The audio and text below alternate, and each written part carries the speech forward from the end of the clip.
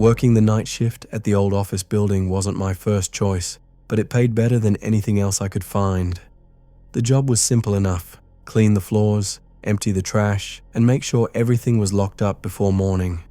Most nights, I'd finish my rounds by 3 a.m. and spend the rest of my shift reading or watching videos on my phone. But tonight felt different from the moment I walked in. The building was one of those old places from the 1970s with long hallways and too many corners. During the day, it was full of insurance agents and accountants, but at night it became something else entirely. The fluorescent lights hummed louder in the silence, and every small sound seemed to echo forever. I started my routine on the 3rd floor, like always. Vacuum the carpets, wipe down the desks, empty the wastebaskets. Nothing unusual at first, but as I worked my way down the hallway, I noticed something that made me stop and look twice. One of the office doors was slightly open. Not wide open, just cracked enough to see a thin line of darkness beyond. I knew for sure that door had been closed when I started my shift. I always checked every door on my first walkthrough.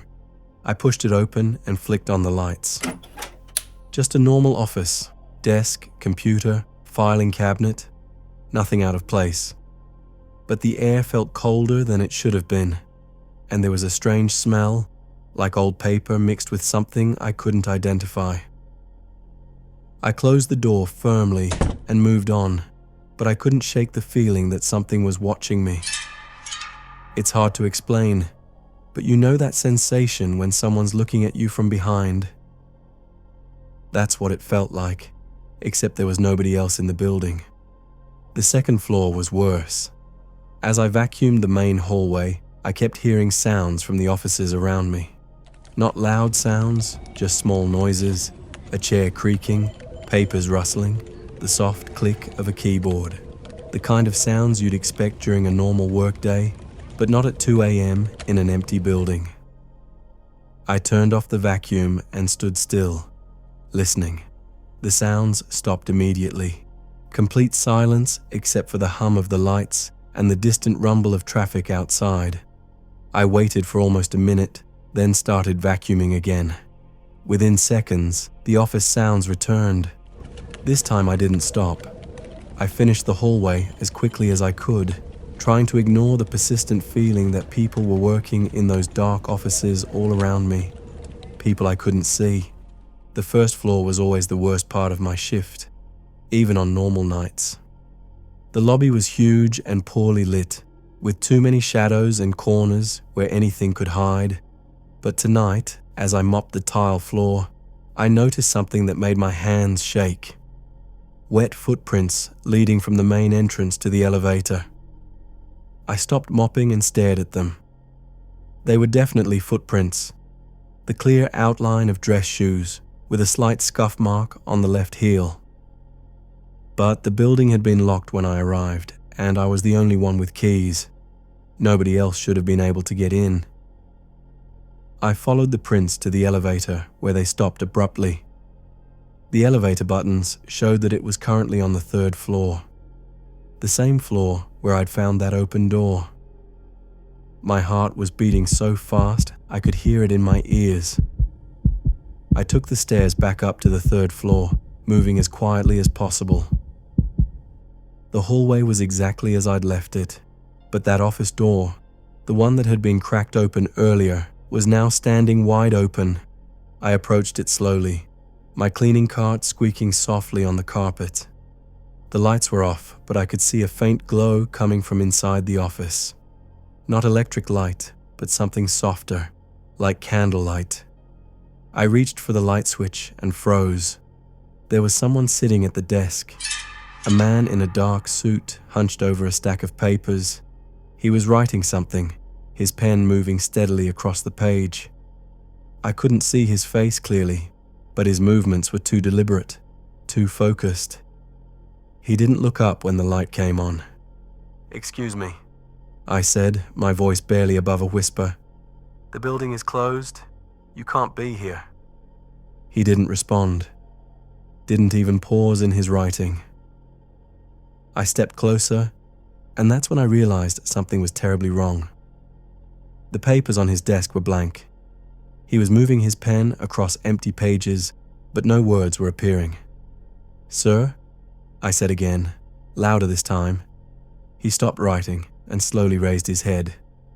What I saw made me step backwards so fast I nearly fell over my cleaning cart. His face was completely normal, middle-aged, clean-shaven, wearing glasses. But his eyes were wrong. They were the right color, the right shape, but they were looking at something that wasn't there, looking right through me at some point on the far wall. I backed out of the office and pulled the door closed.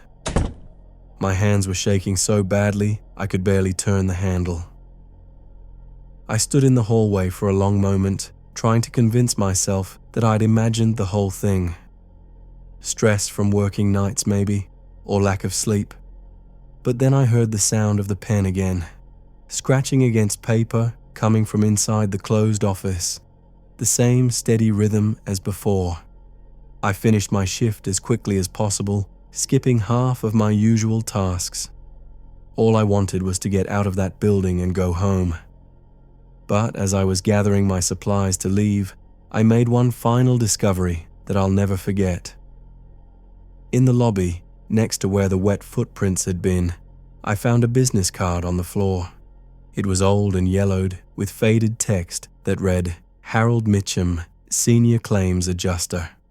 At the bottom, in smaller print, was a date, 1987 to 2003. I looked up the name when I got home.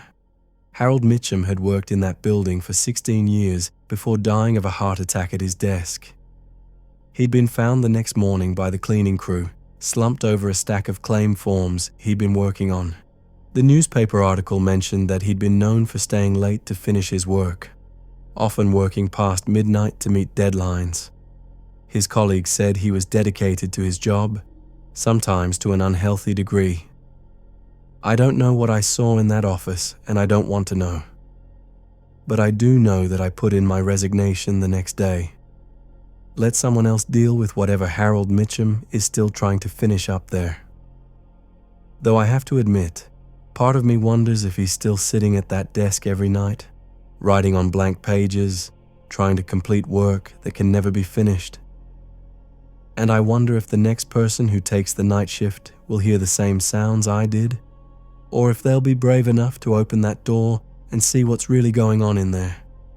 I hope they're smarter than I was. Some things are better left alone, especially in empty buildings where the only witnesses are the shadows and the humming fluorescent lights. The worst part is, I drive past that building sometimes on my way to my new job. And every time I do, I look up at the third floor windows. Most of them are dark, but there's always one with a faint glow coming from inside. Always the same office, always the same soft light. And sometimes, if I look carefully, I can see the outline of someone sitting at a desk, working late into the night on something that will never be done.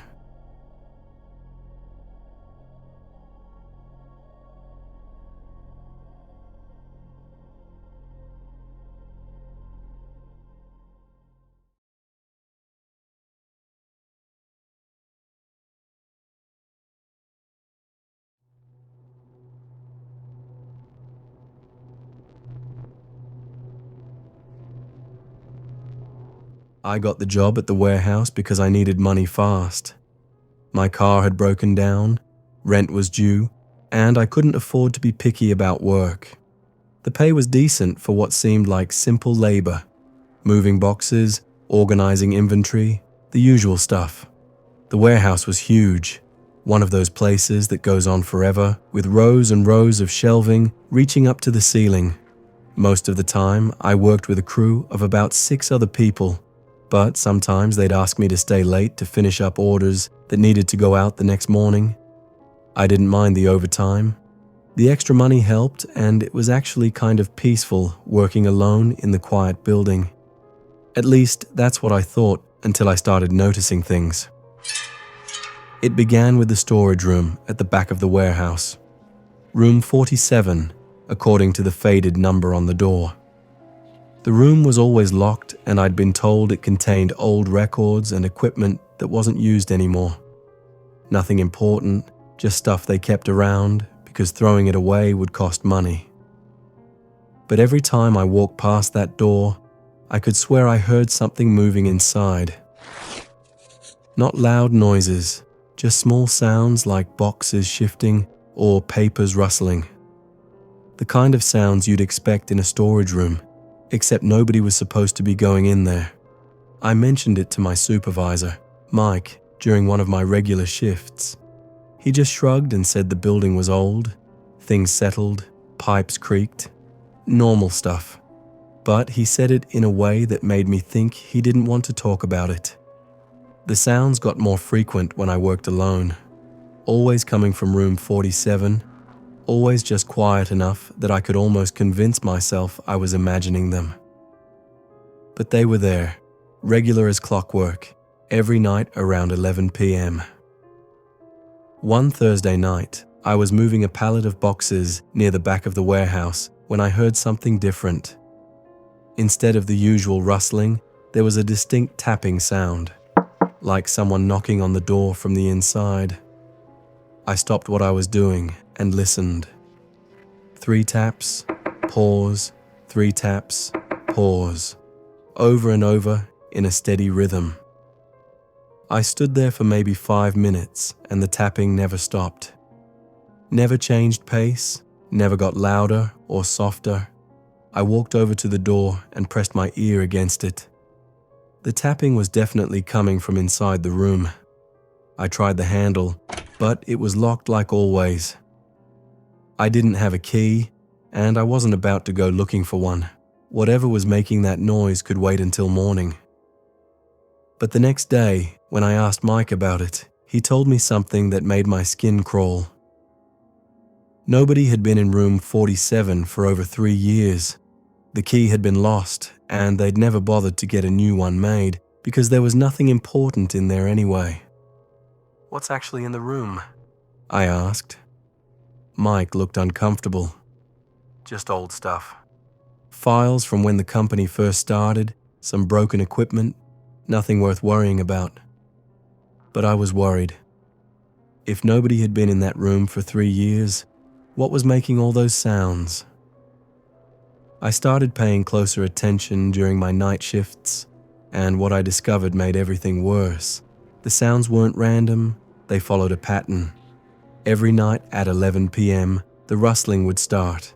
At 11:15, the tapping would begin. At 11:30, both sounds would stop completely. The timing was so precise, I started setting my watch by it. And there was something else. The temperature around room 47 was always colder than the rest of the warehouse. Not freezing, but noticeably chilly. I thought maybe there was a problem with the heating system, but when I checked, the vents near that area were blowing warm air just like everywhere else. I tried to ignore it, but curiosity got the better of me. I started looking for ways to get into that room. I checked all the maintenance closets, hoping to find a spare key, or maybe a tool I could use to pick the lock. No luck. Then I remembered that the warehouse had an old set of blueprints in the office. I snuck a look one afternoon when Mike was out, and what I found made me even more determined to get inside room 47. According to the blueprints, room 47 used to be connected to room 46 by a small doorway.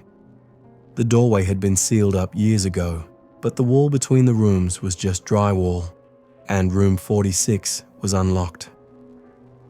I waited until my next solo shift.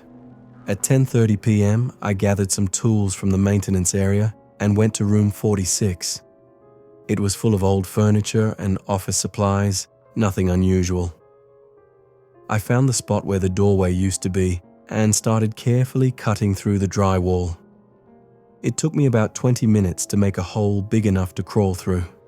As I worked, I could hear the familiar rustling sounds starting up in room 47, right on schedule.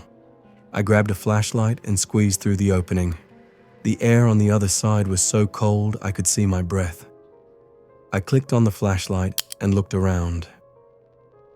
Room 47 was exactly what Mike had described. File boxes stacked along the walls, some old computer equipment, a few broken chairs. Everything was covered in dust and looked like it hadn't been touched in years. But something was wrong. The file boxes were arranged in a perfect circle in the center of the room, like someone had been using them as chairs. And in the middle of the circle, on the floor, was a stack of papers. I walked over to get a closer look. The papers were personnel files, all from the same year, 1987. Employee records, payroll information, that kind of thing. But they were arranged in a specific order, and someone had been writing on them. Not writing exactly, but marking them. Each file had a red X drawn across the employee's photo, and at the bottom of each page, in the same red ink, was a date. The same date on every single file. October 15th, 1987. I'd never heard of anything significant happening at the warehouse on that date, but the way those files were arranged, with the red marks and the deliberate organization, made it clear that someone had been spending time in this room. Recently. That's when I heard footsteps behind me. I spun around, but there was nobody there. Just the hole I'd made in the wall, and beyond it, the dark interior of room 46. But I definitely heard footsteps, slow and deliberate, like someone walking across the concrete floor. The footsteps stopped right behind me. I could feel someone standing there, close enough that I should have been able to reach out and touch them. But when I turned around, there was nothing. I ran. I dropped the flashlight and squeezed back through the hole in the wall as fast as I could. I didn't stop running until I reached my car in the parking lot. The next morning, I called in sick. I couldn't face going back to that warehouse, not after what I'd seen in room 47. But I needed the job, so I forced myself to return the following day. Mike was waiting for me when I arrived. He looked tired and worried, like he hadn't slept. "We need to talk," he said. He led me to his office and closed the door. Then he told me something that explained everything and made it so much worse. On October 15th, 1987, there had been an accident at the warehouse. A fire had started in the storage area, and one of the employees had been trapped inside. His name was David Chen, and he'd been working alone on the night shift when it happened. They'd found his body in what was now room 47. He'd been trying to save the employee files, carrying them to safety when the smoke overcame him. The files had been damaged in the fire, but they'd kept them anyway, storing them in the same room where David had died. "The thing is," Mike said, "David was obsessive about those files. He took his job seriously, maybe too seriously. He'd stay late every night, organizing records, making sure everything was perfect. Even after the accident, people said they could hear him in there, still working." Mike paused and looked at me carefully. "You went into room 47 last night, didn't you?" I nodded, unable to speak. "I figured you might. Most people who work here alone eventually get curious about that room, but nobody stays curious for long." He opened his desk drawer and pulled out a key. "This is for room 47. I've had it the whole time. I lied about it being lost because I didn't want anyone going in there. But since you've already been inside, you might as well know the truth." He handed me the key. "David's still in there, still working on those files, still trying to organize them. The red marks you saw? That's him, marking off employees who've left the company. He's been doing it for 35 years. I stared at the key in my hand. "What am I supposed to do with this?" "Whatever you want. You can lock the room back up and pretend this never happened. Or you can go back in there and see what David's been working on all these years. But I'll tell you this, Once you've seen him, really seen him, you'll never be able to ignore those sounds again. I kept the key, but I never used it. I finished out my time at the warehouse and found another job as soon as I could.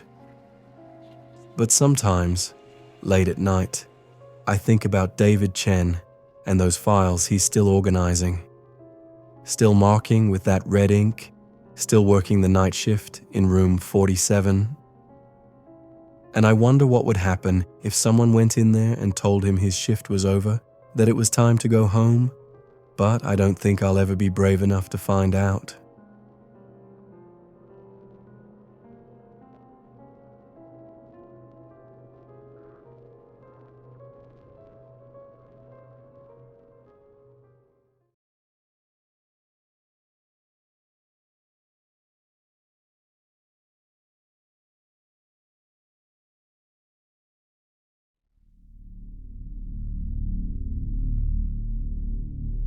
I never thought much about the copy machine on the third floor until I started working late shifts at the law firm. During the day, with people around and phones ringing, it was just another piece of office equipment. But at night, when I was alone doing data entry to catch up on case files, that machine became something else entirely. My job was simple enough.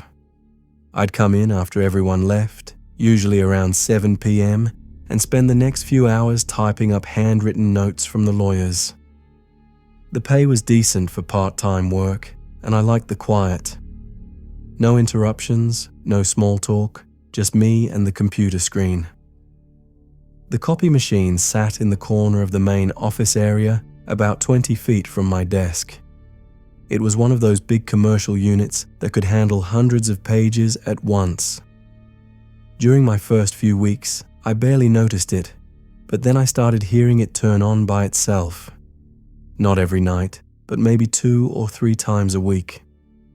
I'd be working away, focused on my typing, when suddenly the machine would whir to life. The display would light up, and I'd hear the familiar sounds of it warming up.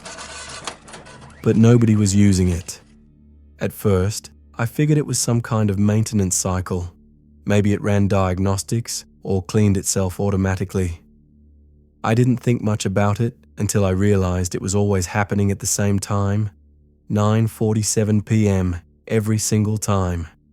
I started paying closer attention. The machine would turn on, run through what sounded like a normal copy cycle, and then shut off after about 30 seconds. But there was never any paper in the tray, and nothing ever came out. It was like it was copying air. One night I got curious and walked over to check it out. The display showed it had just finished copying 1 page. But the paper tray was empty, and there was nothing on the glass surface. I pressed a few buttons to see if there were any error messages, but everything looked normal. I mentioned it to Janet, the office manager, the next day. She just shrugged and said, older machines sometimes did weird things. She'd have the repair guy look at it when he came in for regular maintenance, but I could tell she wasn't really concerned about it. The copying continued every night I worked, always at 9:47 p.m., always the same cycle. I got into the habit of watching for it, checking my watch as the time approached. It became like a strange ritual, me at my desk waiting for the machine to do its mysterious copying. Then something changed. Instead of running for 30 seconds, the machine started running longer. A full minute, then 2 minutes, then sometimes 5 minutes or more. The display would show it was copying multiple pages, even though there was nothing there. I started keeping track of the numbers. On Monday, it showed 3 pages copied. Tuesday, 7 pages. Wednesday, 12 pages. The count kept going up, night after night, like it was working on some invisible document that kept getting longer. But the strangest part was the sound. As the page count increased, the machine started making noises I'd never heard before.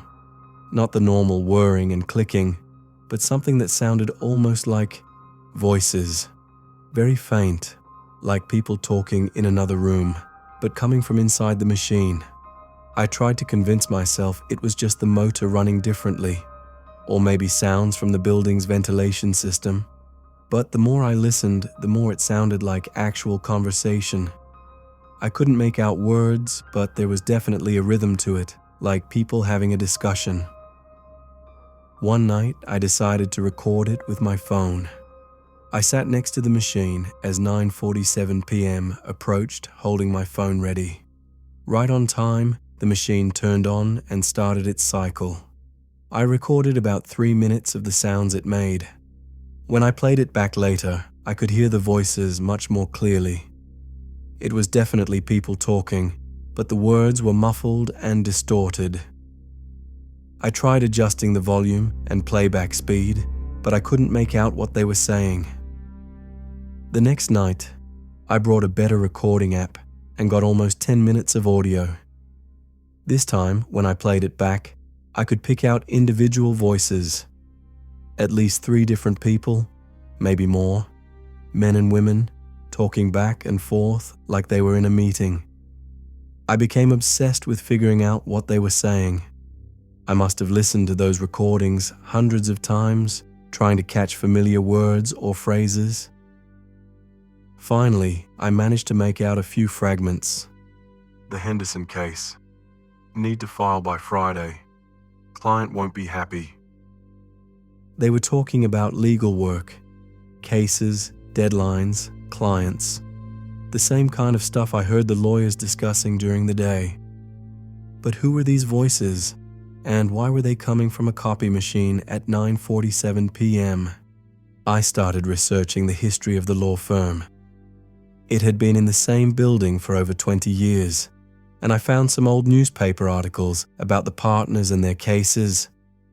Nothing seemed relevant until I found an article from 1998 about a late-night fire in the building. The fire had started on the 3rd floor, in the main office area. 3 people had been trapped, 2 lawyers and a paralegal who were working late to meet a court deadline.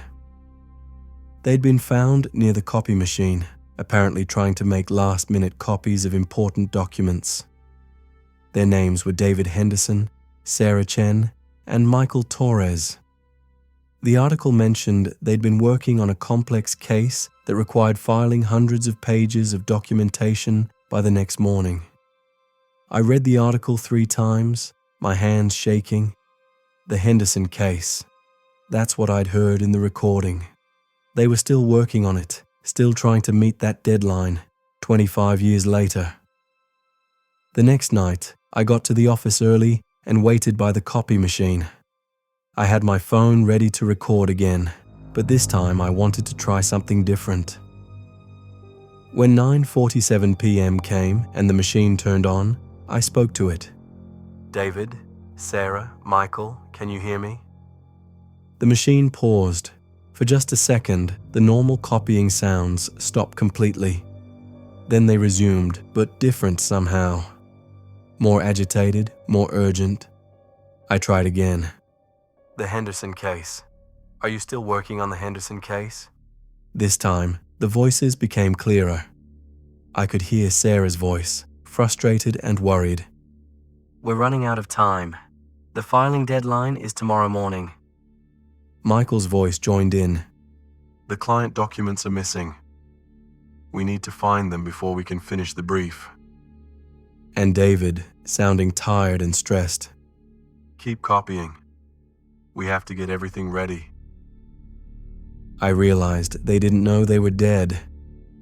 They were stuck in that last night, endlessly trying to complete work that would never be finished. The copy machine had become their prison, trapping them in an endless cycle of preparation for a deadline that had passed decades ago.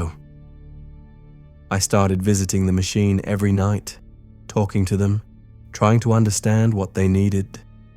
They would tell me about missing files, about arguments with the client, about the pressure to get everything done on time. Always the same concerns, the same problems, like a broken record. Then one night, I had an idea. I went to the firm's archive room in the basement and found the Henderson case files. They were old and yellowed, but complete. I brought them up to the 3rd floor and placed them on the copy machine's glass surface.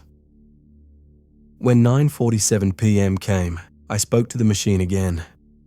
"David, Sarah, Michael, I found the Henderson files. They're right here on the copier. You can finish the case now." The machine started up, but this time it sounded different. Calmer, more purposeful. It ran for exactly 30 seconds, just like it had in the beginning. When it finished, the display showed, "1 page copied, job complete." The voices were quiet for a moment. Then I heard Sarah's voice, clear and peaceful. "Thank you. We can rest now." The machine never turned on by itself again. The 9:47 p.m. cycle stopped completely, and the office felt different somehow. Lighter, less oppressive. I'd helped them finish their work, and finally they could move on. I still work late shifts at the law firm, but now the copy machine is just a machine. No mysterious voices, no phantom copying cycles, just the quiet hum of office equipment and the sound of my fingers on the keyboard. But sometimes, when I'm working alone late at night, I think about David, Sarah, and Michael. How they spent 25 years trapped in that machine, trying to complete a task that seemed so important at the time. And I wonder how many other people are out there, stuck in their own cycles, unable to rest until someone helps them finish what they started.